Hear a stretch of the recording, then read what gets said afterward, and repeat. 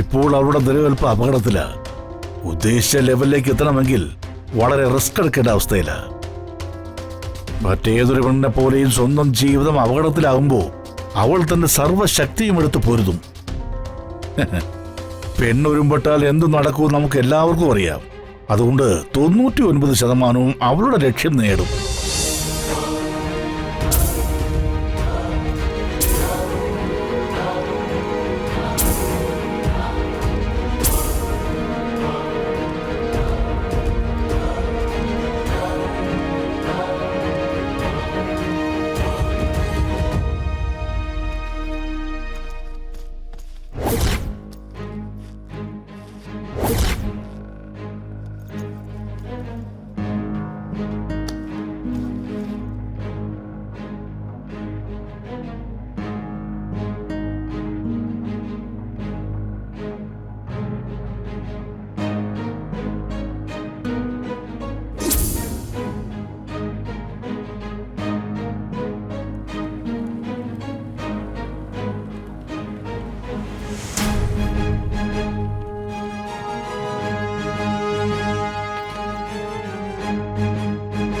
കുഞ്ഞോളെ,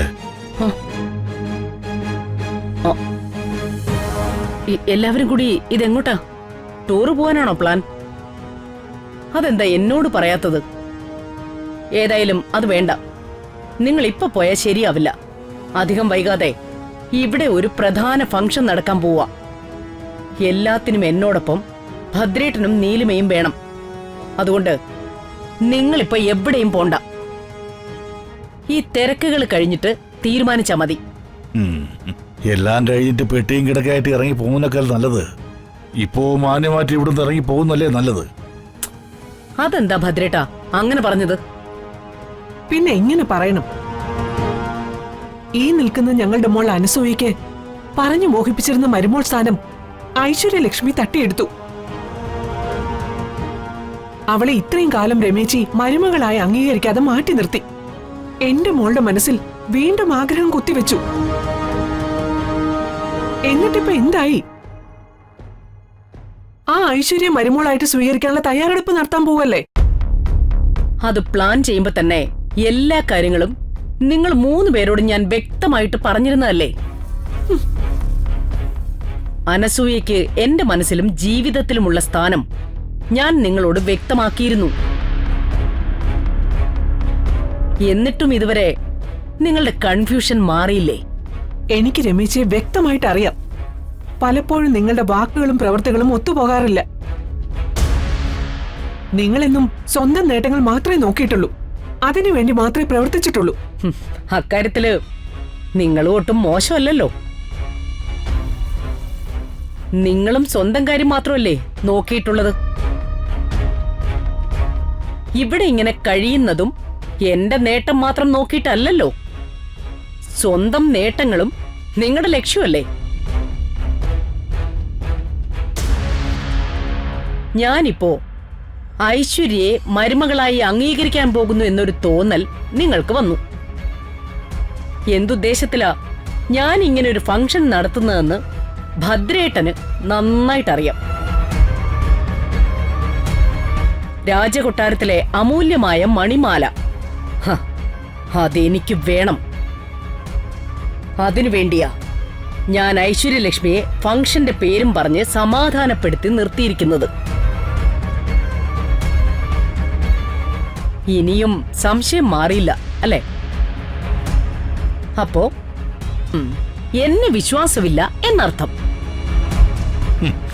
ഇവിടെ വിശ്വാസത്തിന്റെയും സംശയത്തിന്റെയും കാര്യമൊന്നുമല്ല കുഞ്ഞോളെ. മണിമാല മരുമകളായ ഐശ്വര്യയുടെ കയ്യിലുണ്ടെന്ന് അവള് തന്നെ പറയുന്നു. അത് നിനക്ക് നൽകാമെന്ന് അവൾ സമ്മതിക്കുകയും ചെയ്തു. അപ്പൊ അവളുടെ കാര്യം സേഫ് ആയില്ലേ?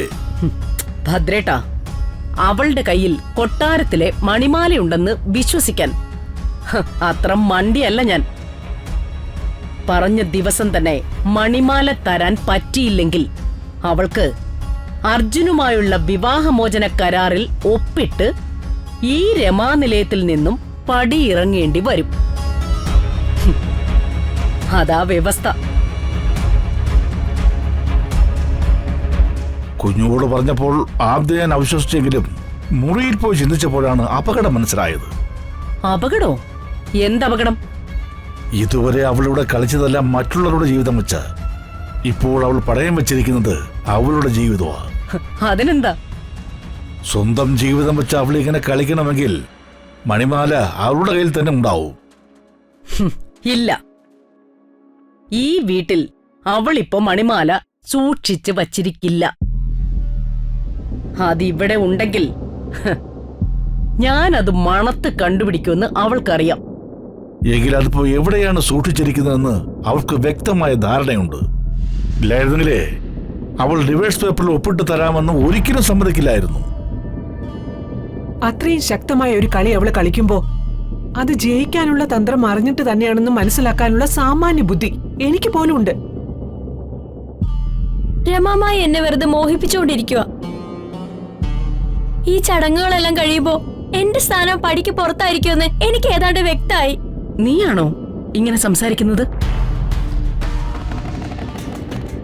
എന്നും നിന്നെ സ്വന്തം മകളെപ്പോലെ മാത്രമേ ഞാൻ കണ്ടിട്ടുള്ളൂ.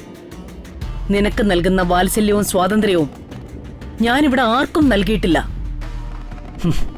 നിന്നെ വിശ്വസിച്ചതുപോലെ ഒരാളെയും ഞാൻ വിശ്വസിച്ചിട്ടില്ല. എന്നിട്ടും നീ ഇപ്പോ എന്നെ കുറ്റപ്പെടുത്തുകയാണോ?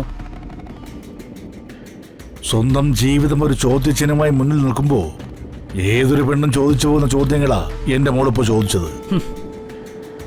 ഐശ്വര്യ എത്ര ശ്രമിച്ചാലും എന്തുമാത്രം കഷ്ടപ്പെട്ടാലും ആ മണിമാല അവൾക്ക് കിട്ടില്ല.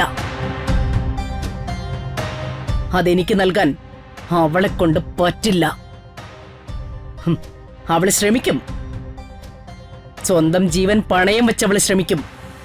പക്ഷേ അവളെ കൊണ്ടതിന് പറ്റില്ല എന്ന് നമുക്ക് തീർത്തു പറയാൻ സാധിക്കില്ല കുഞ്ഞോളെ. ഇതിലും ദയനീയമായ സ്ഥിതിയായിരുന്നല്ലോ ഒരു കാലത്ത് നമ്മളും. സ്വന്തം നേട്ടങ്ങൾക്ക് വേണ്ടി പടപൊരുതി നമ്മൾ ഇത്രയൊക്കെ നേടിയെടുത്തില്ലേ? അതുപോലുള്ളൊരു അവസ്ഥയിലാ ഐശ്വര്യ. ഇപ്പോൾ അവളുടെ നിലനിൽപ്പ് അപകടത്തിലാ. ഉദ്ദേശിച്ച ലെവലിലേക്ക് എത്തണമെങ്കിൽ വളരെ റിസ്ക് എടുക്കേണ്ട അവസ്ഥയിലാ. മറ്റേതൊരു പെണ്ണിനെ പോലെയും സ്വന്തം ജീവിതം അപകടത്തിലാകുമ്പോ അവൾ തന്റെ സർവ്വശക്തിയും എടുത്ത് പൊരുതും. പെണ്ണൊരുമ്പെട്ടാൽ എന്തു നടക്കുമെന്ന് നമുക്ക് എല്ലാവർക്കും അറിയാം. അതുകൊണ്ട് 99% അവളുടെ ലക്ഷ്യം നേടും.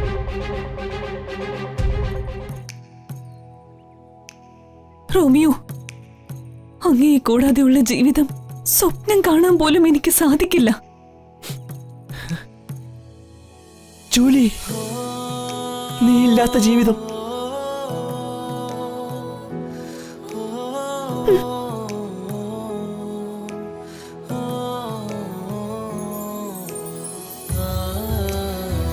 നീ ഇല്ലാത്ത ജീവിതം ജീവിതം